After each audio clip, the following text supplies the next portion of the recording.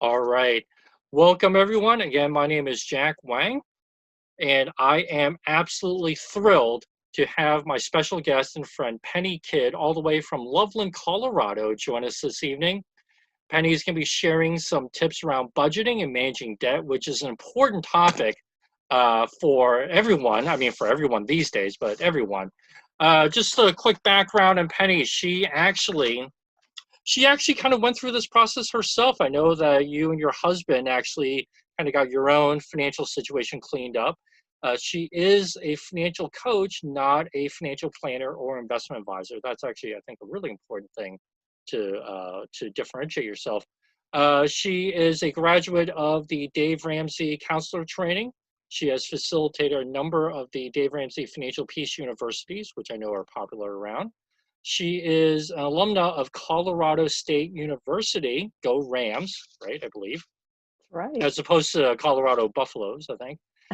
She has a background in social work, and she is from Colorado with two grown kids. And ultimately, what she does for people is she helps people create a customized plan, be intentional with their money, teach some basic sort of money management skills, and ultimately be on the path to financial independence.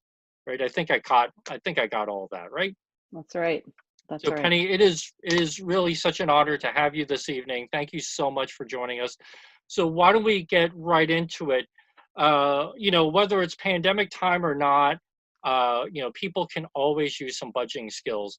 But you have two terms I find really, really fascinating. I've never really encountered before. You talk about sort of money behaving or misbehaving, right? Which I think is just hilarious because it's like a little kid. You think about behaving or misbehaving. So share with us a little bit about those terms and what you mean, and can you give some examples of each? Sure. Well, my background is in social work, and that's probably why I think of it like that, because I think that um, we are about behavior, and I believe money management is more about behavior with your money than it is math, right? If I mean, probably the vast majority of us know the math. It's getting our behavior to follow what we know we should do or what's going to move the needle right in the right direction, whether it is to increase savings or reduce debt.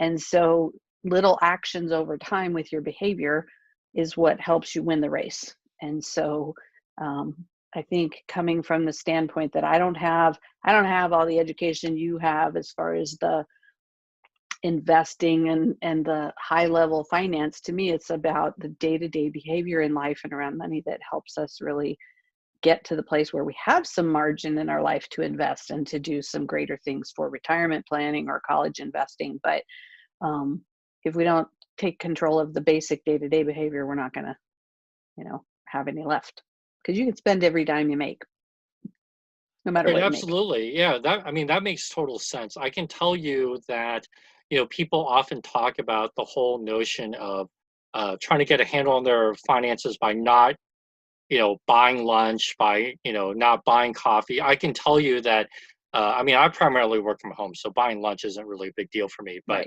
Right. um, but there's a chain of gas stations slash convenience stores around here where I used to always stop and get a drink.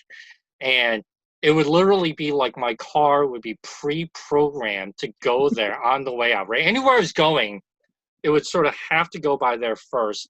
To the Sure. point, by the way, I have to admit that there'd be times where I would go there knowing I would have to get gas, but then just because it was so ingrained in me that I would just pull into the parking lot as if I was going in to get a drink. And then I would have to remind myself, oh yeah, I'm actually here to get gas, right? And I would have to literally back out of the parking spot to go pull to the pump to go get. Of Right. course, then I would go get a drink, right? I mean, so it's ingrained in habits. So talk to us a little bit about sort of this.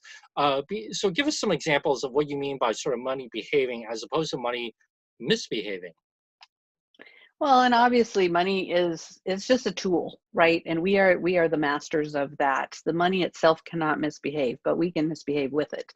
And if it's not doing what we intended it to do, then I guess I would consider that to be misbehaving, because we have expectations of what we want out of that money, and what our dreams are, what our why is, what we want to do with money, whether it's to travel or to eventually quit work, put our kids through college, or give it to the, poor, whatever charity, right? So we probably all have some ideas of what we'd like to do with our money, but if we're not telling it where to go, my favorite phrase is tell your money where to go instead of wonder where it went. And there's some real truth to that if you don't slow down and have a plan, it's just going to run through your fingers. And so money is not evil, and it's I don't prescribe any kind of judgment about money. It's just we have to sort of be the parent and decide what the boundaries are, what the rules are around that, and what our expectation is of that. So, that makes a lot of sense to me, because a lot of finance really, there's this whole world now, behavioral finance, right? Being Yeah. intentional and understanding the behaviors, but and really transcends the money. So let's back up a little bit. So if someone, let's say, isn't very good, or they don't feel like they're very good with money, which I hear pretty often, as I'm sure you do, Right.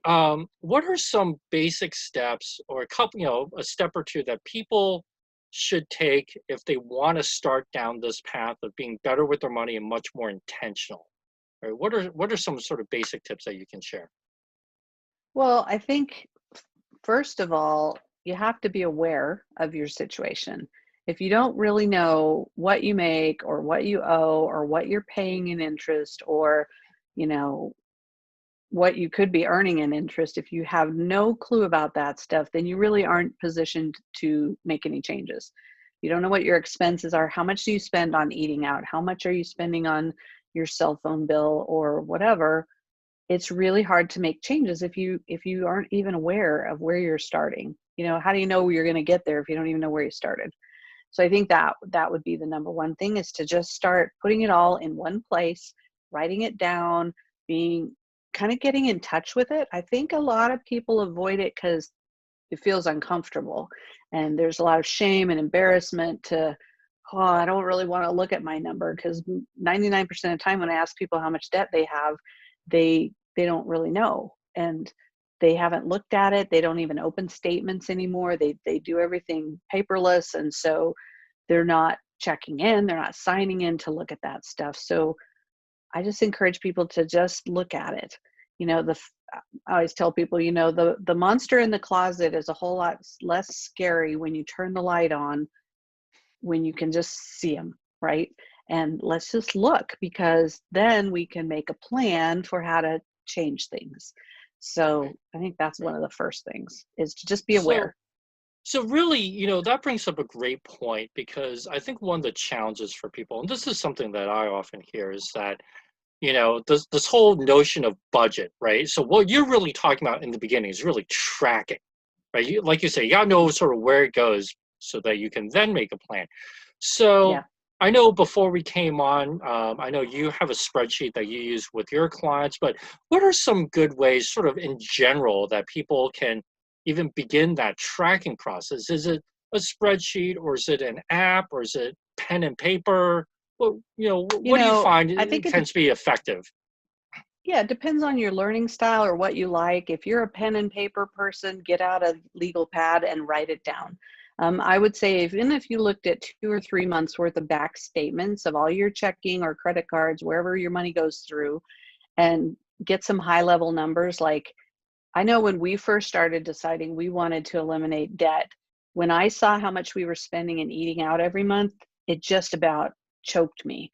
And I would look to my husband and say, "Do you remember any place we ate out last month? Because, we spent $600 or something in dining, and there was no fancy restaurants. It was, picking up and coffees and chicken and lunch and pizza and whatever. It was not fancy. It just was frequent, And so, getting a number around that, or clothing, or travel, or gas, gas in your car, you just usually fill up because you just need gas, right?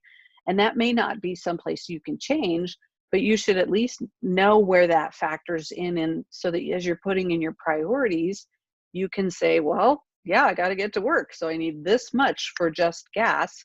That means maybe I have to adjust something else, whether it's dining or clothes or trips or, there's lots of disposable areas in our budget that you can make some choices. There are some things you don't have a lot of choice on.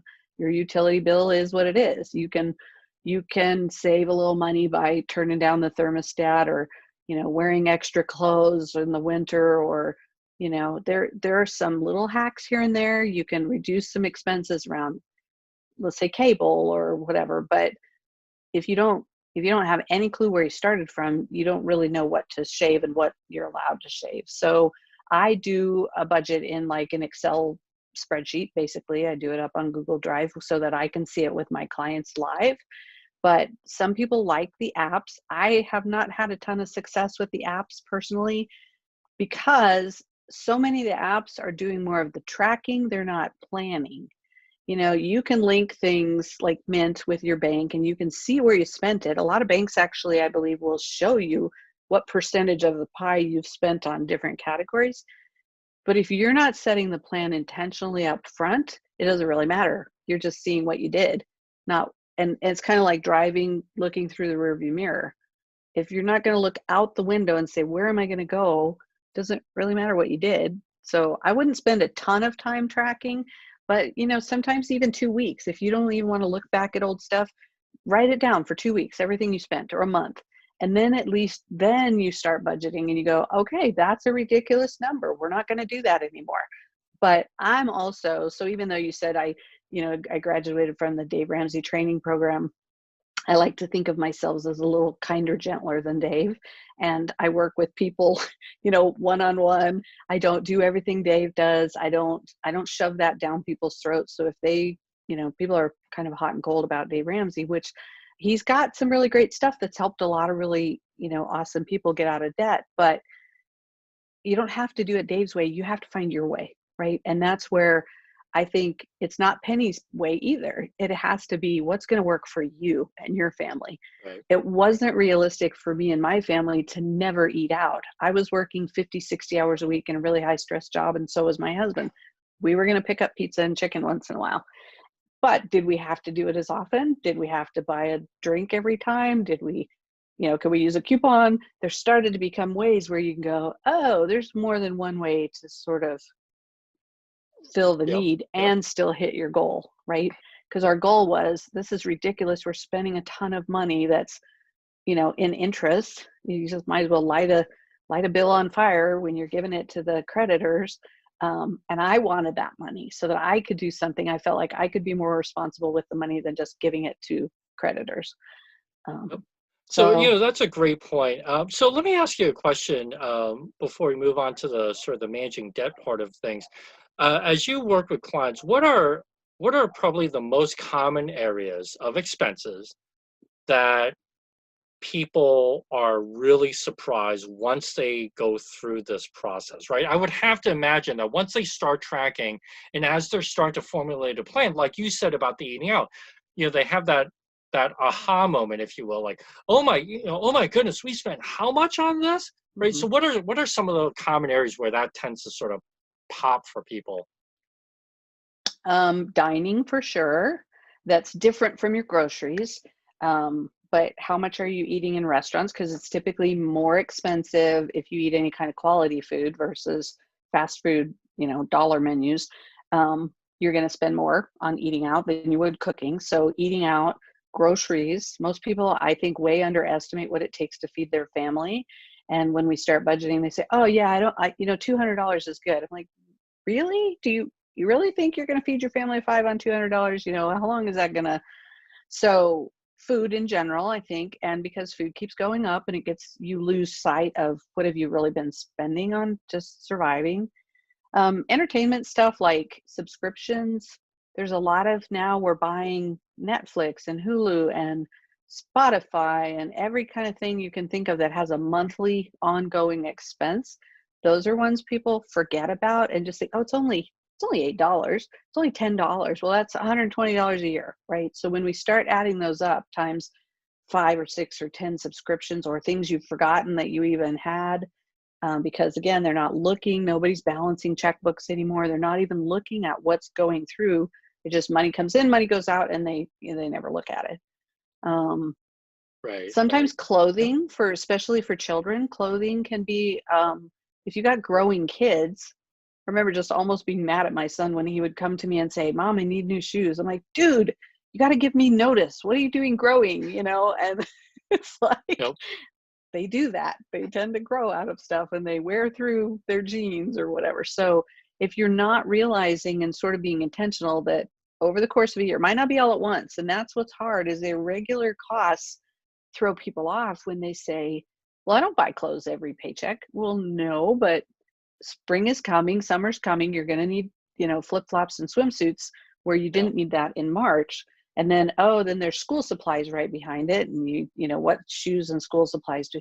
So those irregular things really can derail people's, because they know what their bills are often. I know what my mortgage or rent is. I know about what my cell phone bill is. I know what but they don't plan for the irregular things or the one-off Right. graduation presents or a trip to see mom or a trip on a vacation, or those irregular things. Really, those wind up on credit cards because they're not planning, oh, that's going to happen. The car's going to need tires. The car needs some maintenance. Just because, maybe you don't even have a car payment, but you need to be setting aside Right. some money because it's going to need a little TLC, right? Right.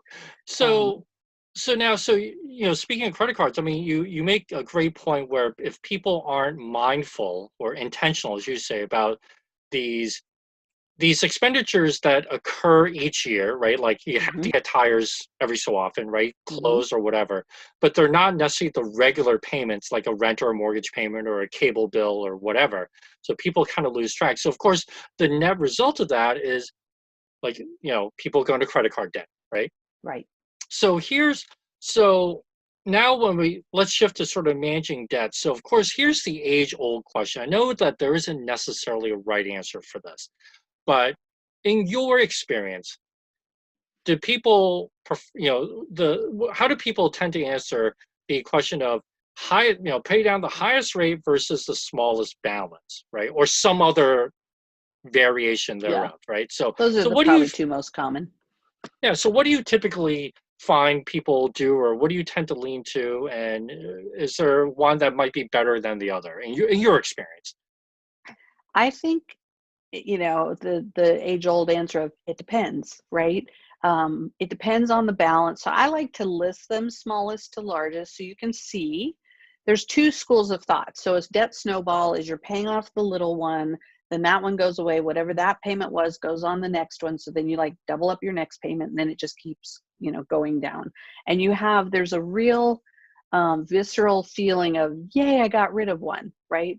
And that's why I start with the budget before we really attack the debt, because you have to know what your monthly expenses are and what I tell people, just pay your minimum on your credit card and pay for your groceries first, because if you're not paying for groceries first, where's it going to go? It's going to go on the credit card.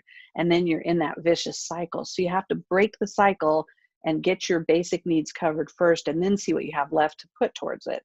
Then the strategy comes in, like, are we doing the debt snowball or what's called avalanche, where we're chasing the higher interest rate, right? And we're like, well, that one's a 24%. Why would we pay off, the 12% or the 8%? And I guess I'm I guess because I'm looking and helping people one-on-one, I don't just spew out a, a descriptive, everybody has to do it this way, because I think there are some debts that are very emotional to us. Like if I owe my brother money, that one's got to go, because every time I see him, it reminds me, or he gets to criticize what I bought or how I spent my money or whatever. So let's just get him off my back and whatever, and Visa can be next. But I don't like paying any interest more than we have to. So if two debts were equal, like amount, 2,000 here and 2,000 there, I'd chase the higher interest rate. But if I had a little $500 one, I'd probably get rid of that just to get some traction and to feel like, okay, I did something. I got 500 gone, because I help people track the total debt to start out with. You got to see the number. And if it's 55,000, whatever, put it down so that every month that you're paying minimums, you should be at least going down as long as your minimum is paying at least the interest, right? But then I also think it's a smart thing to go chase a better interest rate. I don't really believe in debt consolidation because I do like to see them separate. And if, it's hard to attack a $30,000 bill, where if you have a bunch of smaller ones that you can write them off. I liken it to like when I'm getting ready to do something or chores around the house and you have your little to-do list, and I will put something on there like, dust the house if I just did it, just so I have the joy of marking it off, Yep. and feeling like, well, I did something. And I think there's some of that when you list the little ones, at least you can go, okay, the $250 one, I can do that one in only this period of time. But my $30,000 student loan, I'm probably not going to chase that one first, because you give up if you don't feel like you're making progress. So it's math and behavior, right? You have to feel like you're winning and that you are making traction. But the longer you do it, the more you want to chase, let's get rid of that ugly interest rate first.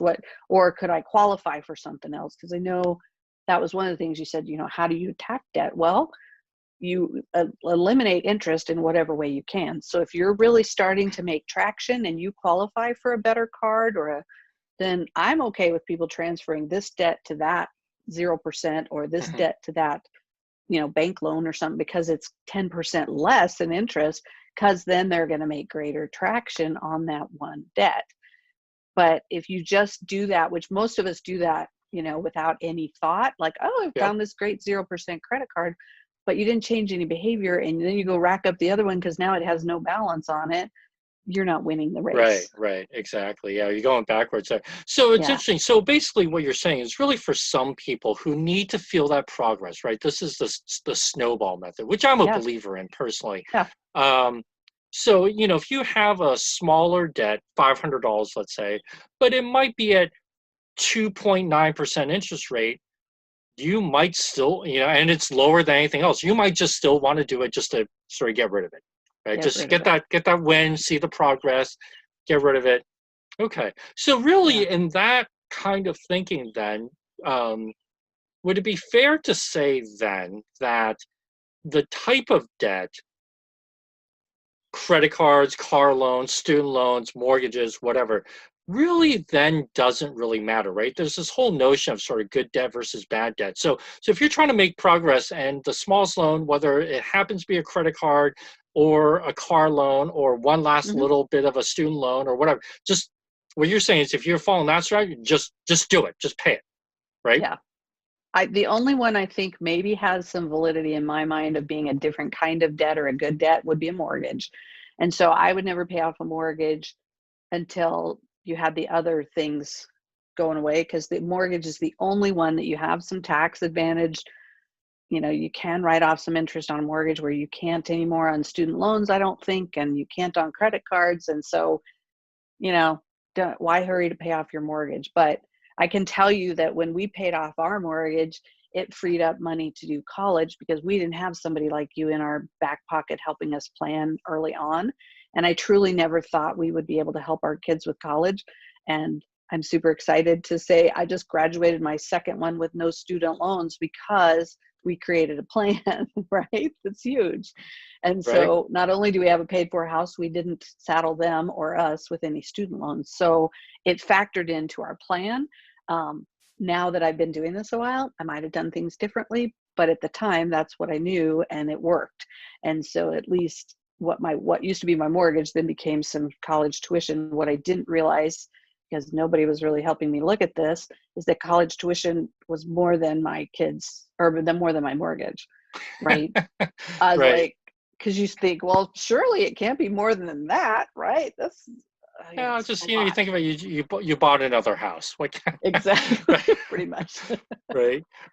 But I would have to imagine that because there are questions around people have, should I pay off my mortgage first, right? I think what you say makes a lot of sense. Take care of the other debt first, then the mortgage.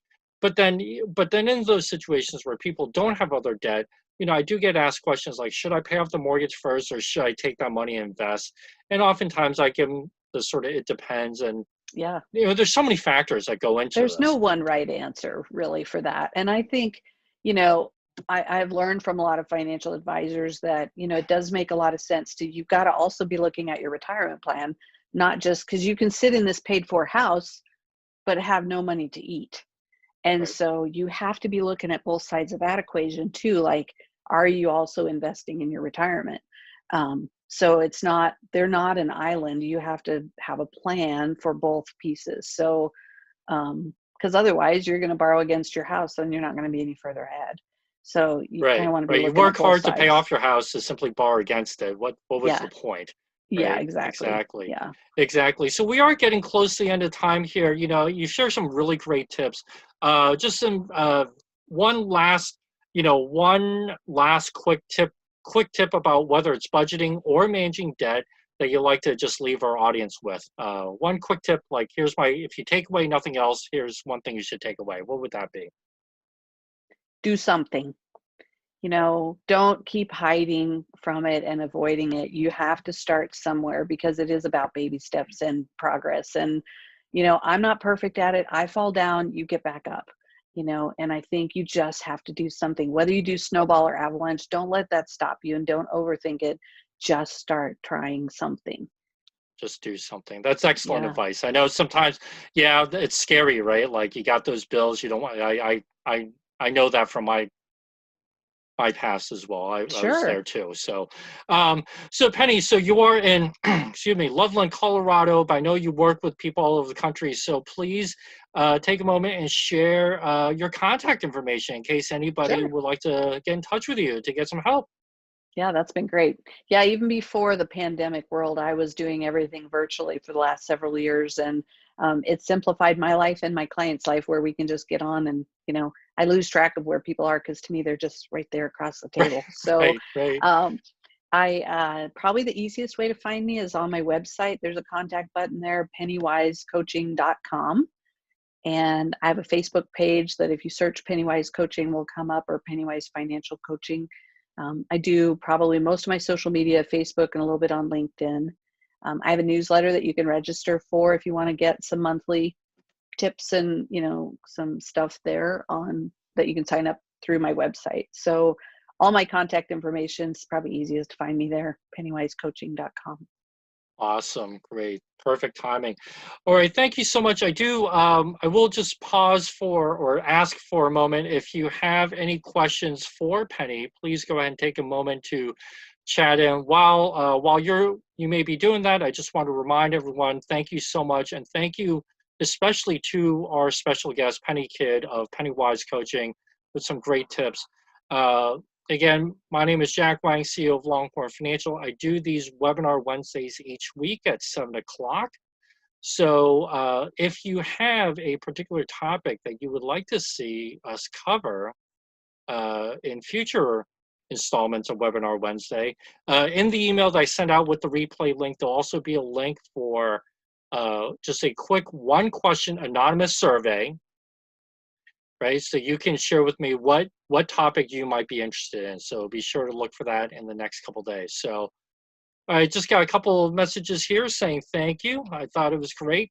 So that is it for this installment of Webinar Wednesday. I hope everyone stays safe. Again, thank you, Penny. It's great to have you on. I'm so glad, and I look forward to doing this again in the future with you. You bet. So, Thanks, Jack, for having me. all right. We're gonna